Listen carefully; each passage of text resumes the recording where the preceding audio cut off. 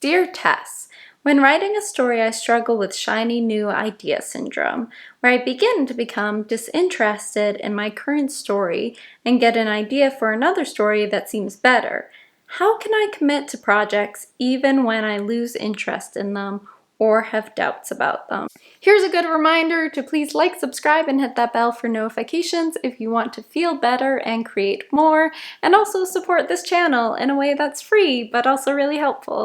Well, Mary, first off, thanks for writing in. I think part of this issue of beginning new projects again and again is the idea of novelty. When we have an experience of novelty, we feel excited. There are probably brain chemicals being lifted off when we experience novelty. Your body and your brain are rewarding you when you create something new or when you see something new or go to a new place. I believe it was Ken Atchity. He says, don't write the ideas down immediately, and if 2 weeks goes by and you don't remember the idea, great, that means one lousy idea is gone.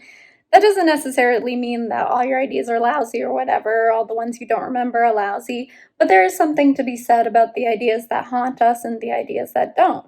And the ideas that don't haunt us are perhaps for someone else who can better follow through with them, but the ideas that return, well, maybe those ones are the ones you need to follow. So I do like Kanachi's method, and that's one way to kind of trick your brain into beginning to really only pay attention to those important ideas. I think when it comes to committing or staying with projects, part of it is really knowing yourself and knowing how you work as a writer. When I begin a project, that's usually when I have the most buzz and the most excitement. So if you're a creator who is good at batching tasks or work, then I would say in those very first few times or days when you have the momentum, ride the momentum as far as you can. You don't have to commit to every project, but if you feel haunted by certain projects, then those are the projects that are calling to you or calling to your soul. What is it that you want to create while you're on this earth? What speaks to your soul? Having a sense of your own creative values can help you determine which projects to follow. One way you can think about it,